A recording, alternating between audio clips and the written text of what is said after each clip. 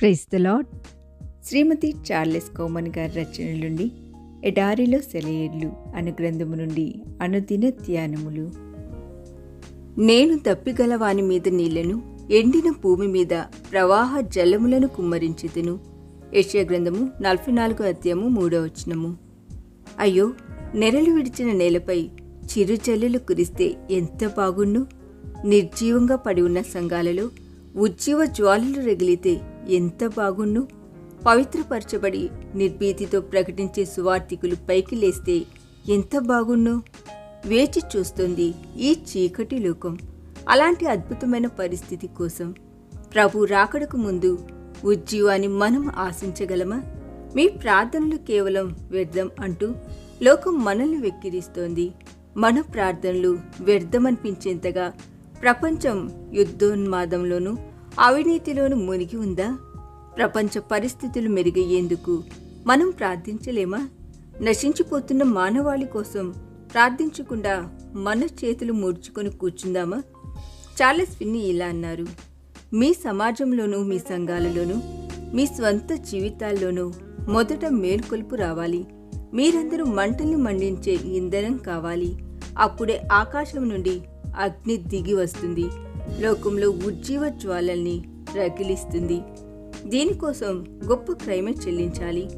గోధుమ గింజ భూమిలో పడి చావుకుండినేళ్ల అది ఒంటిగానే ఉండును, అది చచ్చిన ఎడల విస్తారముగా ఫలించును. ఈ మాట ముమ్మాటికి వాస్తవం. పాపానికి, స్వార్థానికి మనం మరణించినప్పుడే పరలోక శక్తికి ద్వారాలు తెరుచుకుంటాయి. అలా మరణించేందుకు మనం సిద్ధమవుదామా? ప్రపంచంలో ఉజ్జీవ జ్వాలను రగిలించేందుకు మనం దేవుడి ఇంధనంగా మారిపోదామా? మనలోని పాపం, స్వార్థం చచ్చే వరకు ఏదైనా ఒక ప్రశాంతమైన ప్రదేశంలోనికి వెళ్ళి దేవుడి సన్నిధిలో మనం వేచి ఉందామా? ఆయన మన హృదయాలలో ఉజ్జీవ జ్వాలలు రగిలించే వరకు ఆయనపై మనం ఆనుకుందామా? అలా చేసేందుకు ఇప్పుడే మనం ఒక నిబంధన చేసుకుందామా? ప్రభువా, ఉజ్జీవాన్ని పంపించు, ఇప్పుడే దాన్ని ప్రారంభించు. మా హృదయాలలో ఆసక్తి తగ్గింది. ఉజ్జీవ జ్వాలని రగిలించు ప్రభు.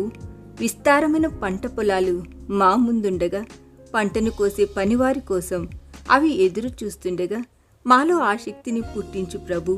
మాలో ఉజ్జీవ జ్వాలని రగిలించు. లోకాన్ని కప్పేసిన చీకటి సంఘాన్ని కప్పేసింది. ఆత్మదీపాలు, సంఘాలు పూర్తిగా ఆరిపోయాయి. లోకం కారు చీకట్లలో కొట్టుమిట్టాడుతుండగా, అనేకుల బ్రతుకులు చీకటిమయమై అల్లాడుతుండగా, ఆరిపోయిన ఆత్మదీపాల్ని నూతనంగా వెలిగించు ప్రభు. లోకాన్ని వెలిగించే కృపని సంఘాలకు దయచేయి. బలహీన మట్టి గట్టాలైన నీ బిడ్డలు బలం పుంజుకోవాలి. బలమైన సాతానుడి దుర్గాలు నేలమట్టం కావాలి. నువ్వు మాత్రమే ఈ లోకాన్ని పరిపాలించాలి. నువ్వు ప్రేమించే నీ ప్రజల ఆనందం మింటినంటాలి. అందుకే మాలో ఉజ్జీవ జ్వాలలు రగిలించు ప్రభు. మా ఆత్మ దీపాల్ని నూతనంగా వెలిగించు. ఈ దిన ధ్యానము మనందరి ఆత్మీయ జీవితమునకు ఆశీర్వాదకరముగా ఉండునుగాక. ఆమేన్.